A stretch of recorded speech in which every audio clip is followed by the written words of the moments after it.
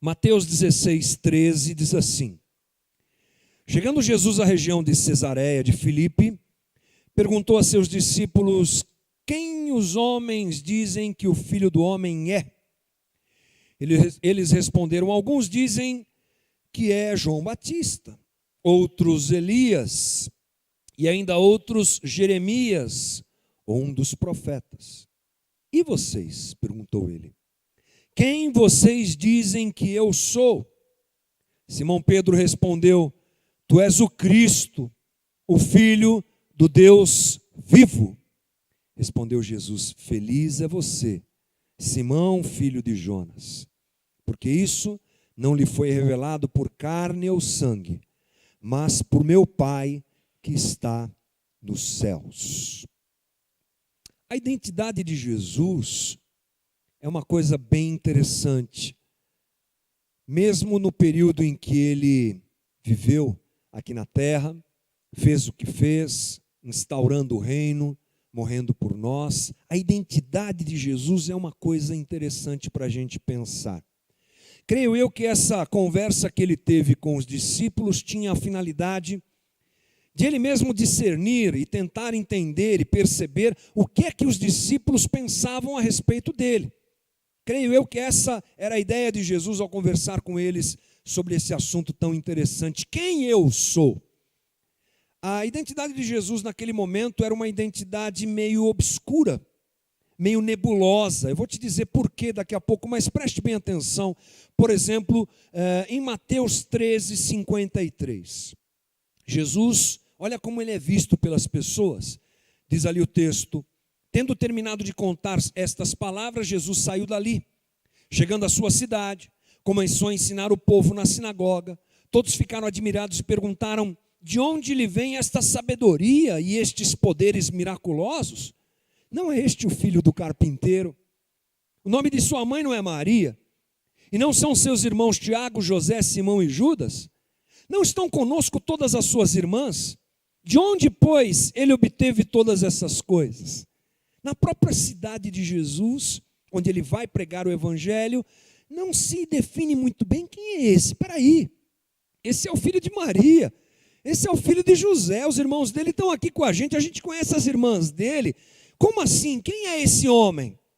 Nós percebemos uma nebulosidade em torno da figura de Jesus.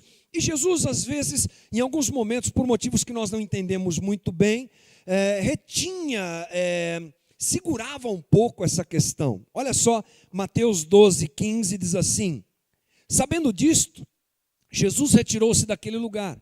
Muitos o seguiram, e ele curou a todos os doentes que havia entre eles, advertindo-os que não dissessem quem ele era. Jesus cura as pessoas, e os cabras loucos para sair contar todo mundo o que é que ele tinha feito, não conta não. Não fala que fui eu, e nem fala que eu sou o Messias. Era uma coisa meio interessante essa situação. E mais, isso confundia a cabeça dos discípulos. Eles demoraram um bom tempo para perceberem quem Jesus era. Nós entendemos mais uma vez isso quando lemos lá em Mateus 8:27. É o momento em que Jesus acalma a tempestade. Você sabe muito bem qual foi a frase dos discípulos, não é? Os homens ficaram perplexos e perguntaram: quem é este que até os ventos e o mar lhe obedecem? Quem é esse homem? Quem é Jesus? Era uma pergunta que pairava ali no meio deles. Nós podemos, inclusive, acrescentar a essa situação algumas informações históricas, algumas coisas que nós devemos pensar a respeito. Qual era o momento que Israel vivia quando Jesus está lá quando Jesus está lá convivendo com os seus discípulos e fazendo o seu ministério? Qual o momento histórico? Lembre-se que Israel estava debaixo do jugo romano. O Império Romano, o maior império existente então, dominava muitas nações e dominou Israel. Ao dominar Israel, você tem uma situação social e política muito complexa, muito difícil para Israel. Qual era a situação? Roma permitia que as nações que eram dominadas por ela pudessem exercer a sua fé, a sua religião. Eles não mexiam com isso. Por isso você vê toda a estrutura religiosa de Israel funcionando. Diferente, por exemplo, do Império Babilônico. Você se lembra disso? O Império Babilônico retirava aquelas pessoas, o povo que estava debaixo do seu cativeiro, e levava para a Babilônia, muitos deles. Então a situação de cada império é diferente. Roma deixava o pessoal lá, pode cultuar o Deus de vocês aí, não tem problema nenhum, mas eles extorquiam financeiramente cada nação. Eles colocavam altas cargas de impostos. O povo a quem Jesus se dirige aqui, gente, é um povo amargurado, machucado, ferido, emocionalmente por estarem debaixo de um domínio, não eram mais livres, eles estavam debaixo daquela escravidão, querendo ou não, serviam a César. O rei deles não era um rei de Israel, era César, o rei de Roma. E Jesus aparece nesse cenário e ele se contrapõe a muita coisa. Jesus ele vem como um contraventor, a gente pode dizer assim. Ele era uma figura altamente polêmica. Eu não sei se você tem uma ideia de um Jesus histórico nesse nível. Às vezes as pessoas não percebem isso, mas Jesus fez uma bagunça em Israel, muito grande. Primeiro, ele se contrapõe ao próprio Império Romano. Em que sentido? Veja bem, quando Roma dominava uma nação, eles impunham uma idolatria a Roma. César era o rei, e ponto final. Não tinha conversa nenhuma. César era o rei. Por isso que Jesus, quando é crucificado, tem lá a condição de ser apresentado como o rei dos judeus. Olha aí o rei de vocês crucificado. Porque de certa maneira Jesus se opõe ao reinado de César, porque ele é rei. Ele se apresenta como rei. Ele diz que o reino dele não é desse mundo. E ele vem estabelecer um outro reino, nós sabemos, o reino de Deus. Ao se contrapor a Roma, Jesus se torna persona não grata a Roma. Claro, ele fez muito barulho, fez muitas coisas. Isso fazia com que a identidade dele fosse percebida de várias maneiras ali. Ele é um contraventor, ele é um revoltado. Ele vai fazer uma rebelião contra Roma. Vamos lá e vamos acabar com ele, claro. Ele era visto por uns dessa maneira. Por outro lado, você encontra Jesus desmontando ou desqualificando a estrutura religiosa de Israel. Se Jesus bate de frente com Roma, Jesus bate de frente com os sacerdotes do templo e toda a estrutura religiosa daquele momento. Jesus os acusa e desmascara, porque Israel havia perdido todo tipo de referência da real relação com Deus. Eles praticavam a lei só por praticarem. Imagina um antro de corrupção. Era o templo, eram os fariseus, eram os sacerdotes. Era um antro de corrupção absurdo. Eu sei que aqui no Brasil a gente não tem esse problema, mas lá eles tinham um lugar assim que eles olhavam e ali era o centro da corrupção. Era assim. Toda a estrutura religiosa que acontecia era má. Era perniciosa, era errada, movimentava dinheiro. Você sabe muito bem, Jesus entra no pátio do templo e expulsa os homens que estavam ali para vender animais que seriam sacrificados. E o mais interessante disso é que uma boa parte desse dinheiro ia para a liderança religiosa. Os sacerdotes e fariseus recebiam propina dessa situação toda. Era uma muvuca, era uma loucura. Algo histórico para a igreja, né, gente? Não é para a gente se espantar. Nós estamos comemorando daqui a pouco 500 anos da história da Reforma. Dia 31 de outubro de 1517, Martinho Lutero se dirige à Catedral de Wittenberg, lá na Alemanha, e prega lá na porta da catedral as 95 teses por ele defendidas, que batiam de frente com a Igreja Católica. O Papa, os padres, todos eles envolvidos numa corrupção também absurda. Ou seja, 1500 anos depois de Jesus, a gente tem o repeteco dessa situação. Porque a religião sempre flerta com poder e com dinheiro, gente. Nós nunca vamos estar imunes a isso. Algo que inclusive nós estamos vendo acontecer de novo hoje. Religião flertando com poder, religião flertando com política, religião flertando com dinheiro. Sempre vai acontecer, sempre existiu, sempre vai existir. E Jesus se levanta contra esse sistema, se torna também, todos nós sabemos, uma pessoa não bem vista pelos fariseus, pelos sacerdotes, e ele era visto assim. O interessante é que ele provoca uma conversa com os discípulos nesse sentido. Quem eu sou? O que é que as pessoas estão dizendo sobre mim? E aí eu fico imaginando naquela tranquilidade da reunião e da conversa com os discípulos, que era bem comum, bem normal para Jesus. Ele fazia questão de discipular aqueles homens, de ensiná-los. Ele sabia que eles seriam aqueles que dariam sequência ao seu trabalho. Ele gasta muito tempo com eles e agora vem essa pergunta. O que é que estão dizendo de mim aí, discípulos? Me digam. O que é que eles dizem de mim, esse povo todo aí? Aí um vem e dá a seguinte informação. Jesus, eles estão achando que o Senhor é João Batista. Estão achando que João Batista ressuscitou. Você lembra de João Batista, tal? Estão achando que é ele. Outro disse assim, não, Jesus, eu já ouvi falar que estão achando que você é Elias, profeta poderoso que clama e vem fogo do céu. É mesmo? É.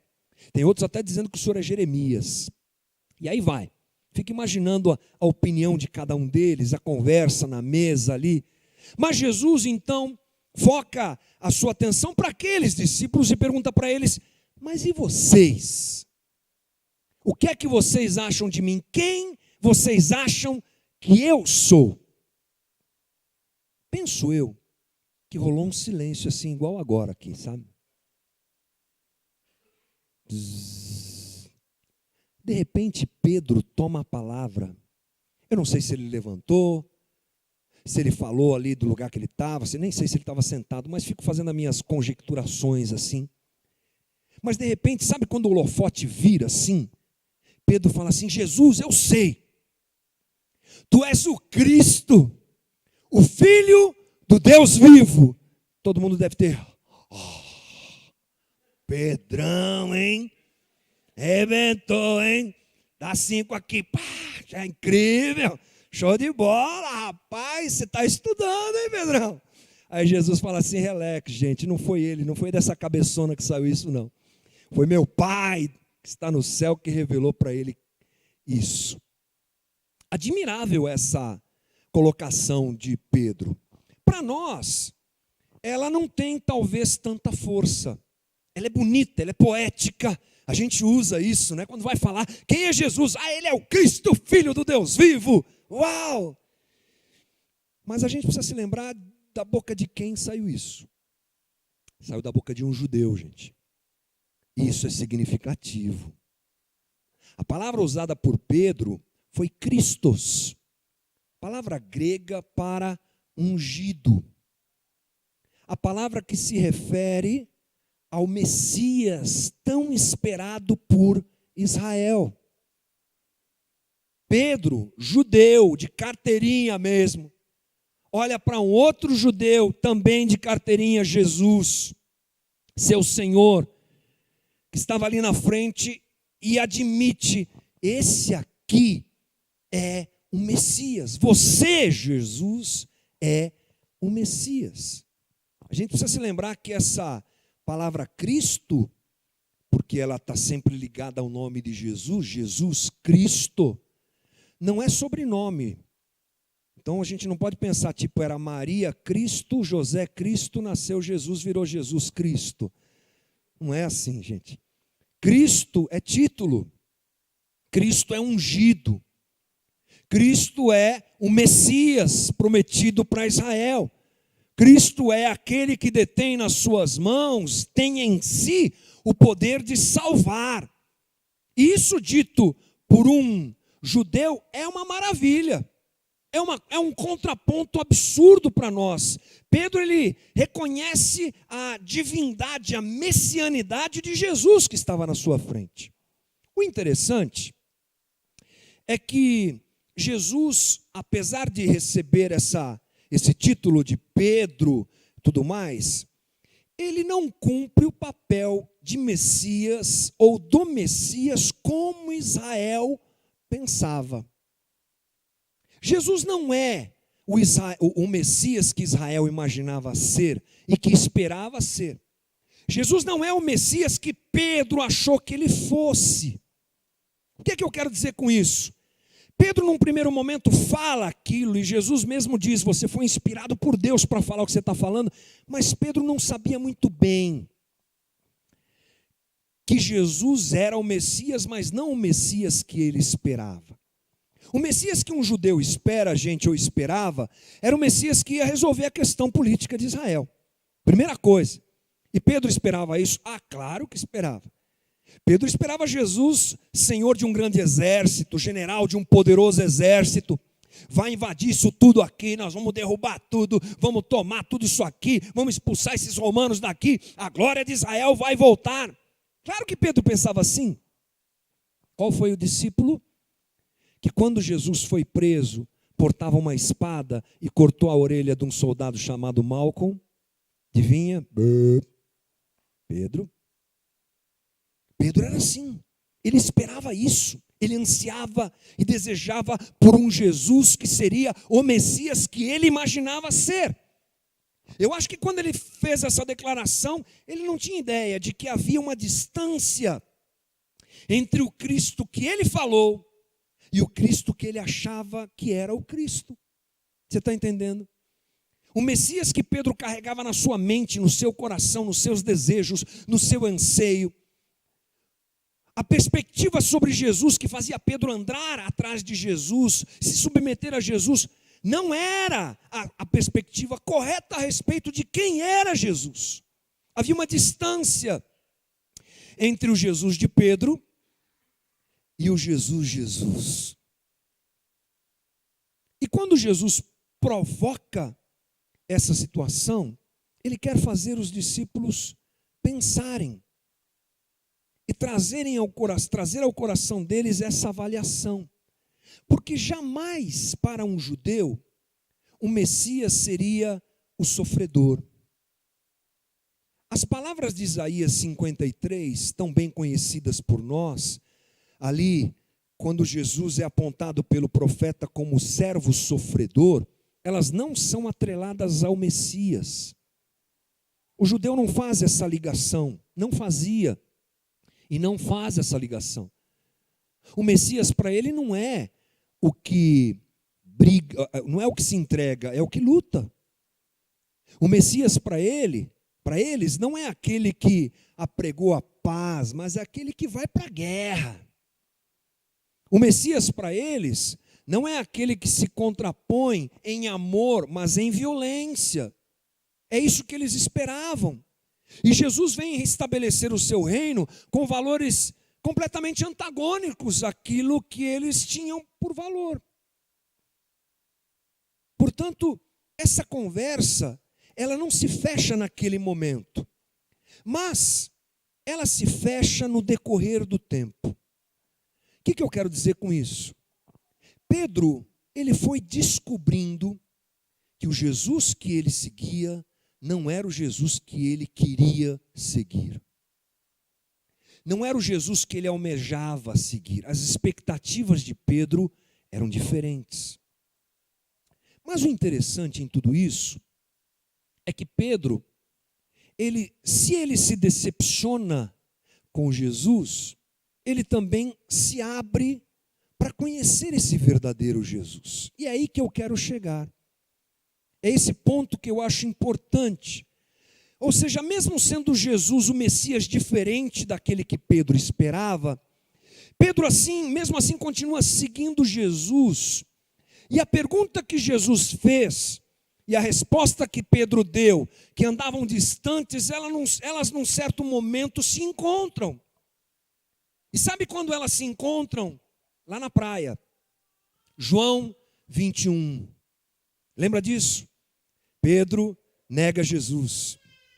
Por que Pedro negou Jesus? Pedro negou Jesus porque havia uma distância entre o Jesus que ele esperava e o Jesus que estava ali à frente dele. Pedro vê Jesus sendo preso.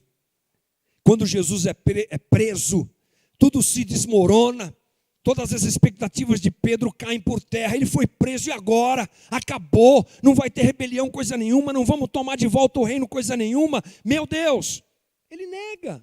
Medo, pavor, distância entre o que ele esperava e o que ele estava vendo. Mas Pedro sempre foi um homem sincero. Absolutamente, essa é uma realidade clara na caminhada dele, os registros bíblicos nos mostram isso. E Pedro vai andando com Jesus, depois que Jesus morre, ele continua andando com Jesus, e ele vai aprendendo quem Jesus é. E lá em João 21, acho que é um momento incrível para isso. Ambos se encontram, Jesus aparece ressurreto, havia morrido e ressuscitado, e chega aquele momento da conversa de Pedro com Jesus. E aí é uma conversa muito interessante, né? Porque Jesus pergunta a Pedro, tu me amas? E Pedro fala, claro que eu te amo, Jesus, tu sabes que eu te amo. E ele faz isso algumas vezes, mais especificamente 3 vezes. Mas a língua portuguesa encobre a beleza dessa conversa. Porque a pergunta de Jesus é, Pedro, tu me agape, tu me agapau? No grego é, tu me amas com sacrifício, com amor sacrificial, mesmo que eu tenho por você, Pedro? E Pedro responde, Jesus, tu sabes que eu te filéu. Tu sabes que eu te amo como amigo. Não consigo te amar como você me ama, Jesus. Mas essa distância se encurta e se acaba a partir daquele momento, porque nós sabemos da caminhada de Pedro. E um homem que, segundo a tradição, morre crucificado, é o que diz a tradição sobre a morte de Pedro, nós não temos registros bíblicos, mas é o que se diz, a tradição cristã diz isso, que ele morreu crucificado, mas na hora de ser crucificado ele disse, não me coloquem de pé, eu não mereço morrer como o meu Senhor, me crucifiquem de cabeça para baixo. Alguém que morre por Jesus, desse jeito, só pode ser alguém que entendeu quem era Jesus. Demorou um pouco, eles andaram paralelos, mas chegou um momento em que eles se afinaram. E se há uma coisa que nós precisamos pensar, é quem é Jesus para nós? Eu quero te perguntar isso hoje, quem é Jesus para você? Quem é Jesus? Você sabe que essa é uma definição difícil para todos nós, e talvez seja um ponto que nós não consigamos convergir para uma situação só. Por quê? Porque muitas coisas formam a nossa opinião sobre as coisas que estão ao nosso redor. Tudo nos influencia. A tua formação, a tua caminhada, a tua vida, a tua família, o teu conhecimento, tudo, as tuas decepções, as tuas alegrias, tudo isso forma um estofo, um arcabouço de quem você é. E nunca isso se repete. Você pode pegar 2 irmãos nascidos como gêmeos, eles são iguais, idênticos, bacana, mas mais à frente a vida deles toma cada um a sua caminhada e eles vão adquirir pensamentos e vão dar opiniões divergentes sobre a mesma coisa. Tipo assim, por que você gosta de azul e eu não gosto de azul? Porque alguma coisa na minha caminhada me fez não gostar de azul. Aliás, eu adoro azul, estou invertendo aqui. Por quê? Porque eu gosto de azul, e você não gosta de azul porque você tem os teus motivos. Ou seja, isso a gente chama de cosmovisão. E a cosmovisão que nós temos, ela faz a gente interpretar a figura de Jesus de forma individual e pessoal. Quem é Jesus para você? Você vai fazer uma leitura que de repente você nem percebe, mas você faz. E você traz aquilo como informação. Por quê? Pela tua caminhada, pela tua experiência com Ele, pelas coisas que você presenciou, pelo teu conhecimento teológico, por aí vai. Então como é que a gente afina isso? Fiquei pensando esses dias a respeito disso. Como é que a gente converge a nossa opinião a respeito de Jesus da melhor maneira possível? Primeiro, eu quero dizer que isso é fundamental, necessário, para a gente não passar a vida desconhecendo alguém que a gente chama de Senhor. Você já teve decepção com alguém? Já, né? Precisa levantar a mão. Tem gente que já quer levantar as 2, os pés também. Relaxa. Todo mundo teve as suas, né? Às vezes a gente se decepciona para mal, Mas às vezes a gente se decepciona para o bem, no sentido de que às vezes a gente espera alguma coisa muito ruim de alguém, e quando você vai ver, a pessoa é boa, né? E você fica feliz, é uma boa decepção. Não sei se eu posso usar esse termo, é meio estranho, mas por aí. Mas é chato demais você esperar alguma coisa de alguém e aquela pessoa não ser aquilo que você espera. E eu quero dizer para você que, olhando para a vida de Pedro, eu acho que Pedro se decepcionou com Jesus. Porque ele esperava aquilo que Jesus, ou quem Jesus não era. Mas essa decepção foi ganhando lugar no coração de Pedro e fazendo ele perceber que ele estava errado, é claro. E que ele precisava adequar a sua ideia a respeito de Jesus, o seu coração, a sua expectativa da maneira adequada.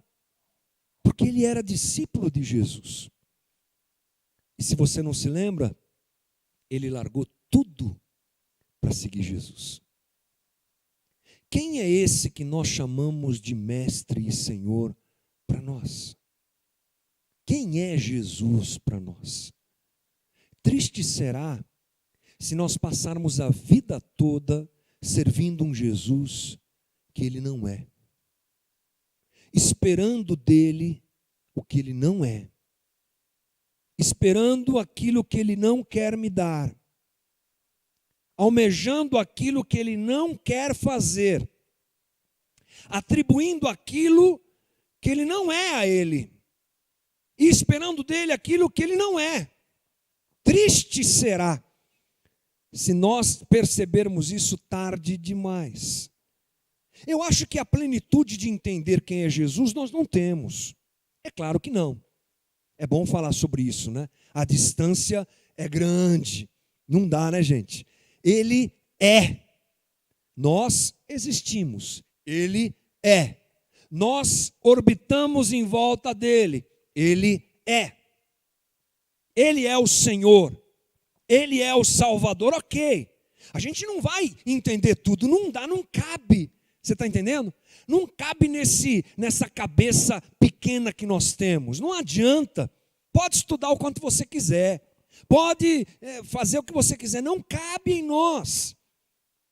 Mas há uma parte que cabe. E essa parte que cabe em nós, nós precisamos conhecê-la.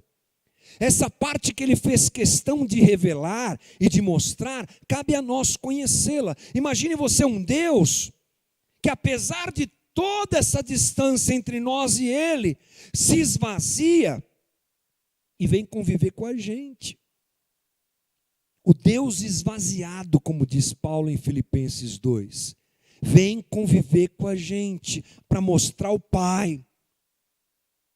Quem vê a mim, vê ao Pai, respondeu Jesus a Filipe. Quando Filipe perguntou, Jesus, você não vai nos mostrar o Pai? Quem vê a mim, vê ao Pai.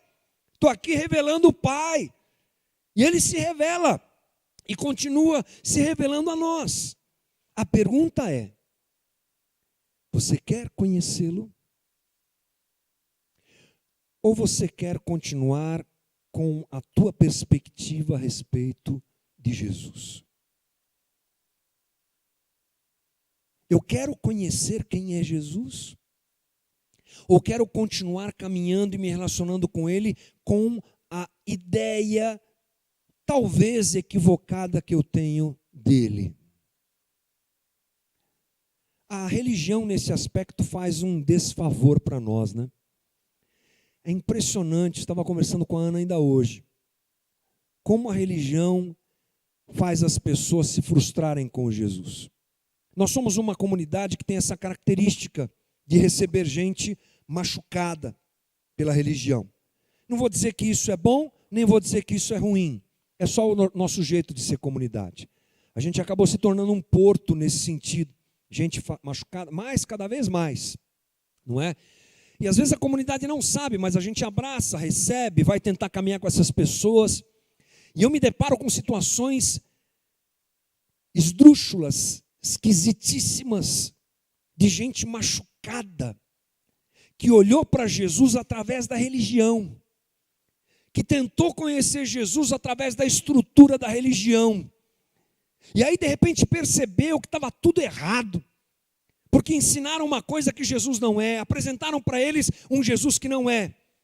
E de repente as frustrações, os problemas, as dificuldades foram aparecendo, e talvez muitas delas tenham vivido esse mesmo processo que Pedro, de se decepcionar com Jesus.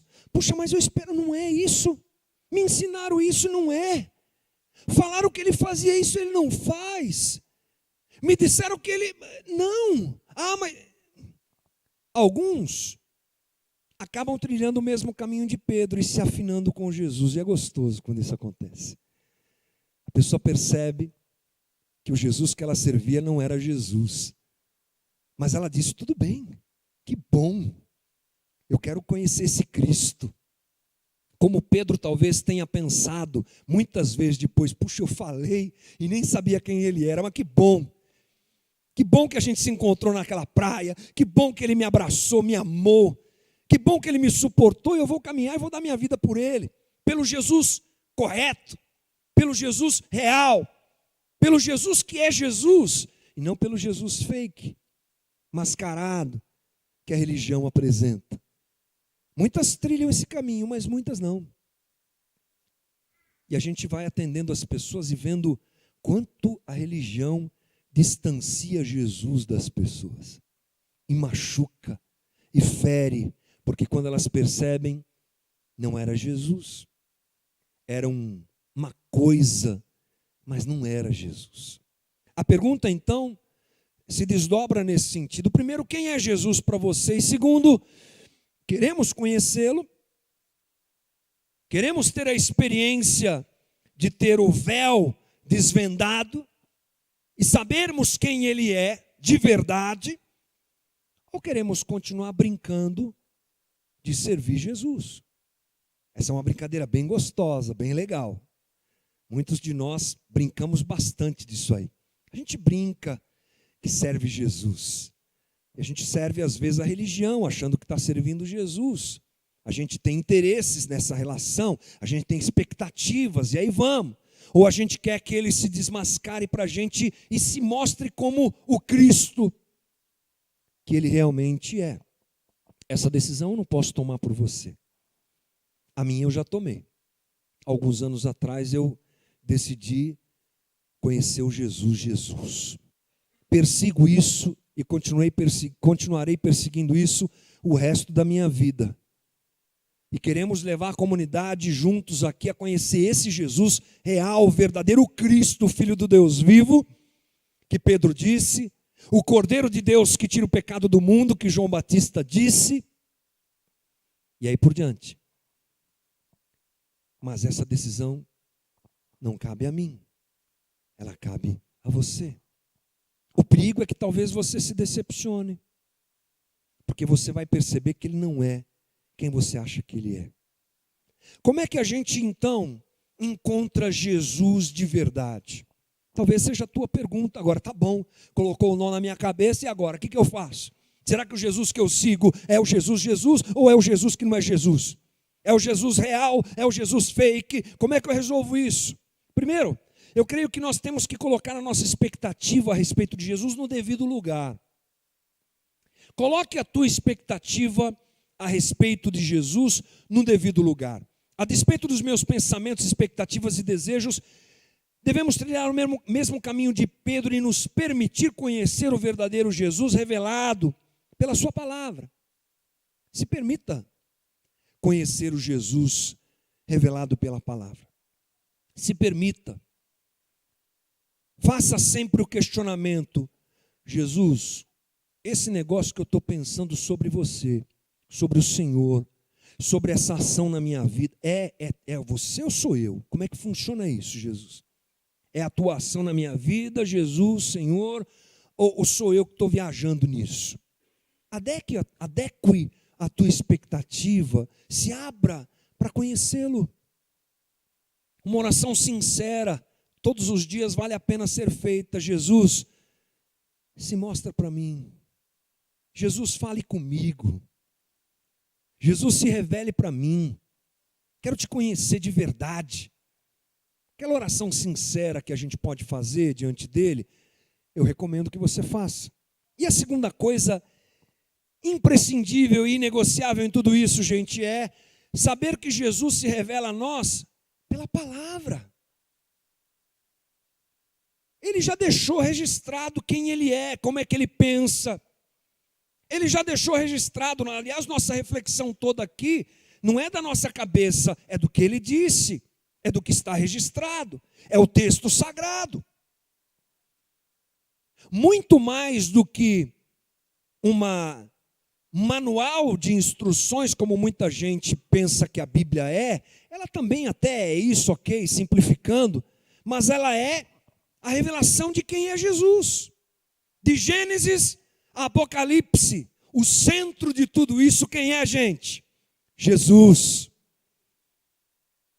É o que Paulo diz em Romanos, capítulo 10. Por ele e para ele foram feitas todas as coisas. Ele é o centro. Infelizmente, a nossa matriz cultural nos rouba de uma vontade maior de aprender a respeito das Escrituras. O que eu quero dizer com isso? Nós somos um país colonizado por uma matriz católica. Sabemos disso. E qual o problema da matriz católica, gente? É que o poder era exercido pela ignorância. Essa foi uma das brigas de Lutero na Reforma. Vamos traduzir essa Bíblia aí para os alemães conhecerem, foi o que ele fez. Esse negócio de ficar celebrando missa em latim, vocês estão loucos? Vamos deixar o povo participar. Quando Lutero entendeu o poder da palavra que o libertou, ele queria que todo mundo conhecesse, então dá conhecimento para esse povo. Uma das marcas da reforma foi a ação da reforma e dos reformadores na própria sociedade onde eles estavam, trabalhando a cidadania, a cultura, o conhecimento, ensinando. As melhores escolas, a melhor educação está sempre nos países de matriz protestante, mas nos países de matriz católica não, porque o poder da igreja vinha pela ignorância do povo, e nós herdamos isso. Por isso que para a gente, ler é uma droga. A gente usa o livro para fazer sei lá o que, decoração, colocar no pé da porta, lá para segurar a porta, mas ler para a gente é uma dificuldade. Precisamos vencer isso, gente, e nos debruçar sobre o livro, e conhecer Jesus através da Bíblia. Olha só o que, por exemplo, Paulo diz a Timóteo, 2 Timóteo 3,15, porque desde criança você conhece as sagradas letras, que são capazes de torná-lo sábio para a salvação mediante a fé em Cristo Jesus. Toda a Escritura é inspirada por Deus e útil para o ensino, para a repreensão, para a correção, para a instrução na justiça, para que o homem de Deus seja apto e plenamente preparado para toda boa obra. As Escrituras precisam ter lugar em nós, gente. Definitivamente. Nós não temos esse desejo, mas precisamos ter. E precisamos nos abrir para conhecer Jesus através do que Ele mesmo deixou para nós como registro da sua própria pessoa. E o verbo que se fez carne e habitou entre nós, espera habitar no coração de nós, através da sua palavra, quando ela se torna verdade em nós. Esse é o desejo de Jesus. Se revelar a nós não só tecnicamente, nós podíamos fazer um discurso técnico de quem é Jesus.